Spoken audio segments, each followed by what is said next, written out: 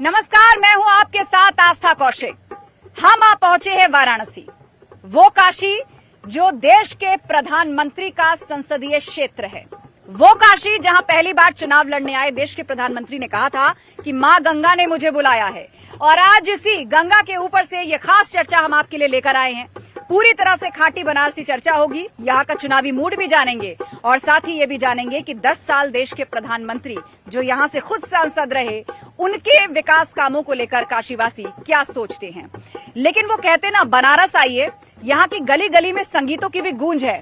तो शुरुआत आपके उसी संगीत अंदाज से हो जाए, उसी खाटी अंदाज से हो जाए। यहाँ तो गली गली कलाकार है। हम राजन तिवारी न्यूज 18 चैनल के माध्यम से कहना चाहें गंगा मैया की गोद में कि गंगा के निर्मल पानी अमृत के धार रे, जानो परदेसी है देशवा हमार रे। और इसमें अगर सुर लग जाए तो बात क्या। अरे गंगा का निर्मल पानी अमृत का धार रे, जानो परदेसी वो है देशवा हमार रे, जानो परदेसी वो है देशवा हमार रे। गंगा का निर्मल पानी, गंगा का निर्मल पानी अमृत का धार रे, जानो परदेसी वो है देशवा हमार रे, जानो परदेसी वो है देशवा हमार। लेकिन गंगा मैया की गोद से कहना है जो आज आपका विषय है। हाँ, चुनावी चर्चा है ये।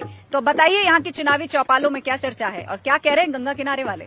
गंगा किनारे वाले यही कह रहे हैं, मोदी आएंगे आएंगे मोदी आएंगे, मोदी आएंगे आएंगे मोदी आएंगे, 400 के पार जाएंगे, 400 के पार जाएंगे, मोदी आएंगे आएंगे मोदी आएंगे। अच्छा, बड़े आत्मविश्वास से ये सभी काशीवासी कहते हैं कि मोदी जी आएंगे, 400 पार लेकर के जाएंगे।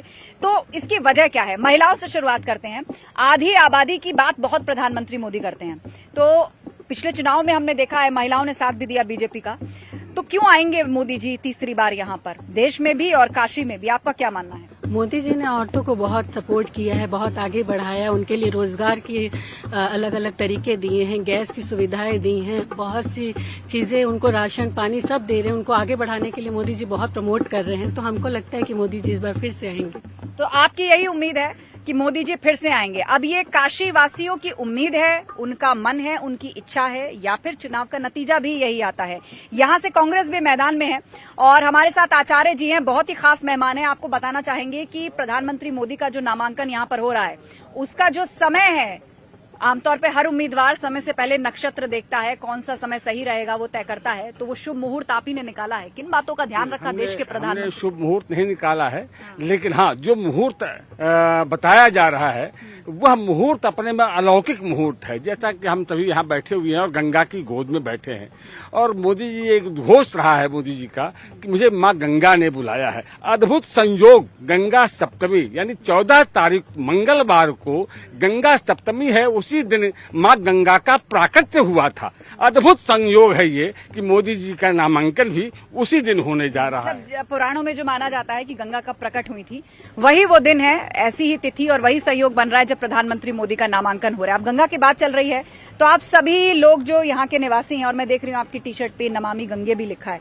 आप अभियान से जुड़े हुए हैं। हाँ, हम अभियान जुड़े हुए हैं। तो पूरा देश जानना चाहता है क्योंकि गंगा की साफ सफाई की बातें शुरू से सरकार कर रही है। तो अभी कहाँ पहुंचा है ये काम।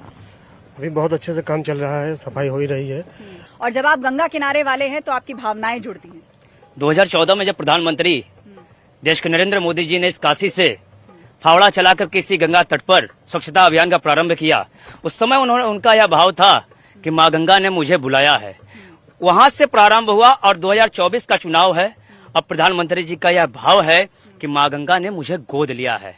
हम उन्हीं माँ गंगा के पावन गोद में खड़े हैं। उत्तर वाहिनी का माँ गंगा का तट है और प्रधानमंत्री जी के वह भावनात्मक पक्ष को मैं अपने संगीत के माध्यम से एक भाव देख रहा हूँ। बहुत सुंदर। कि मेरी एक बूढ़ी माँ है, मेरी एक बूढ़ी माँ है, उससे उसका नाता है। मेरी माँ बताती है गंगा मेरी माता है, मेरी माँ बताती है गंगा मेरी माता है। मेरी एक बूढ़ी माँ है, मेरी एक प्यारी माँ है, उससे उसका नाता है। मेरी माँ बताती है गंगा मेरी माता है। मेरी माँ बताती है गंगा मेरी माता है। अगली पंक्ति क्या कहती है? मैं आऊंगी अगली पंक्ति के लिए, लेकिन जो भावनाएं गंगा जी के लिए उठी हैं, मैं चाहूंगी कि एक बार हम दिखाएं।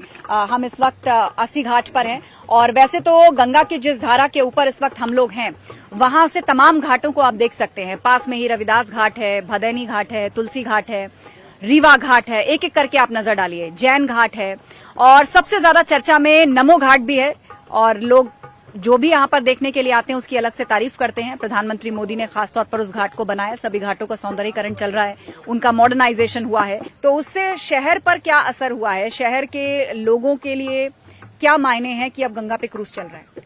नमस्कार, मैं पूजा जगोता, मिस इंडिया कोहिनूर 2023। और मोदी जी ने काफी विकास किया है बनारस में। क्रूज पर आते हैं, बाहर बाहर से लोग आते हैं, यहाँ घूमने आते हैं। काफी यहाँ मतलब आनंद इन लोगों को मिलता है। और मोदी जी ने काफी विकास किया है। बाबा विश्वनाथ मंदिर से उनकी शुरुआत हुई थी और बाद में जलपान, पहले मतदान, अब की बार 400 पार। तो ये एक बात आपने बहुत अच्छी कही कि पहले मतदान, और यही न्यूज 18 बार बार दर्शकों से कह रहा है कि पोलिंग परसेंटेज बढ़ना चाहिए। ये लोकतंत्र का उत्सव है, 5 साल में एक बार आता है, तो मतदान जरूर करें। तो अब मुझे बताइए कि ये शहर की तस्वीर कैसे बदली है।